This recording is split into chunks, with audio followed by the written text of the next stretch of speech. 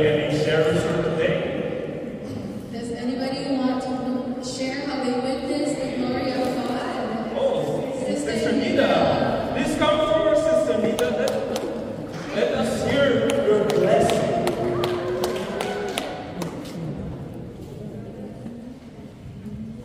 First of all, I would like to thank the Lord. Amen. Yung mga nagsisilbi sa mga technical team po natin kagabi, like Ottawa and Montreal.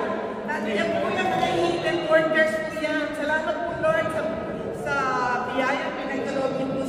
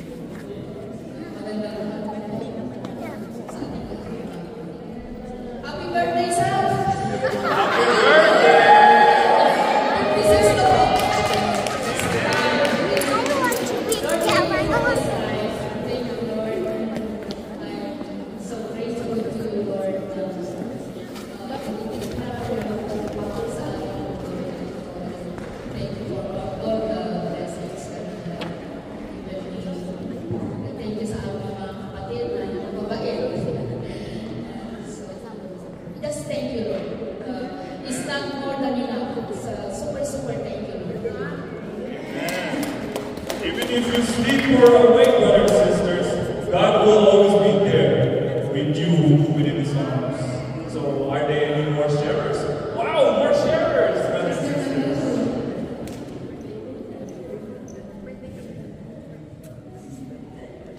Good afternoon, brothers and sisters.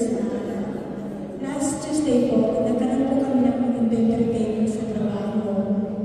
Pero tunay po na ako po'y tunay na nag-alala kasi kulangan po sa aming department.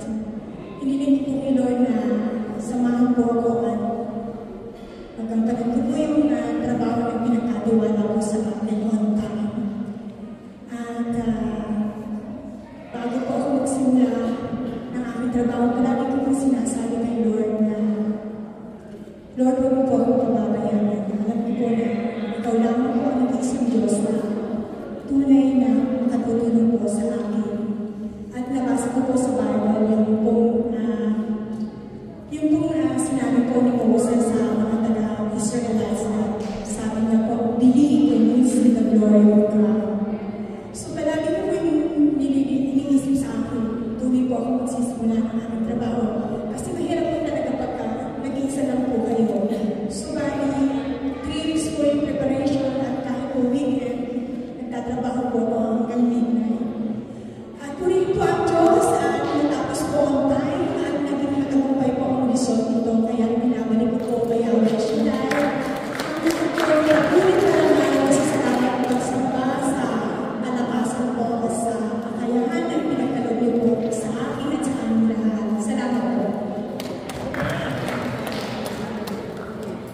So, brother and sister, I can finish the shepherds today.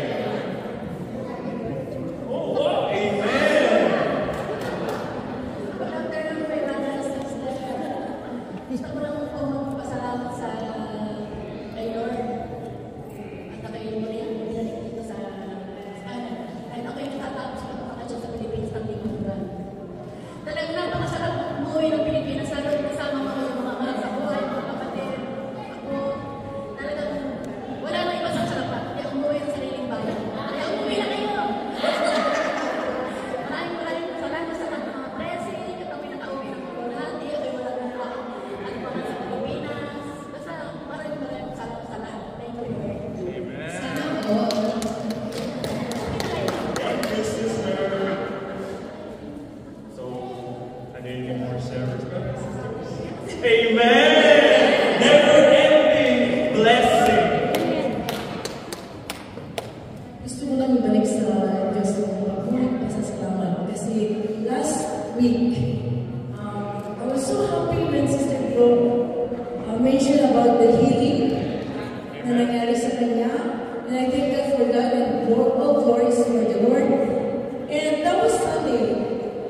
Tuesday when I came in, yung partner ko po sa work, he's an Italian. Nagkaroon ng problema yung father niya. Hindi niya ma-explain kasi hindi nga siya fluent sa English. Hindi niya ma-explain yung sort of disease ng father niya. Pero sabi niya malala. Kasi yung doctor na naka-discover dun sa sakit, hindi niya alam kung paano isa-sort niya. So, medyo mabigat sa family niya dahil na-discover nila pero hindi nila kaya gawin paano yun, sabi niya sa akin. So, sabi ko, this happened last year. So, sabi ko sa kanya, just pray and believe